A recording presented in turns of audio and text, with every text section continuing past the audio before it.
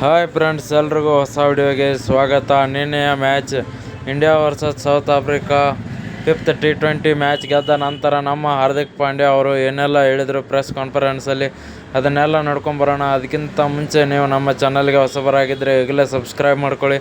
ಹಾಗೆ ಪಕ್ಕದಲ್ಲಿರೋ bell icon ಮೇಲೆ ಆಲ್ ಅಂತ ಕ್ಲಿಕ್ ಮಾಡ್ಕೊಳ್ಳಿ. ನಾವು ಯಾವುದೇ ಹೊಸ ವಿಡಿಯೋ ಅಪ್ಲೋಡ್ ಮಾಡಿದರೂ ಮೊದಲು ನಿಮಗೆ ನೋಟಿಫಿಕೇಷನ್ ಬರುತ್ತೆ.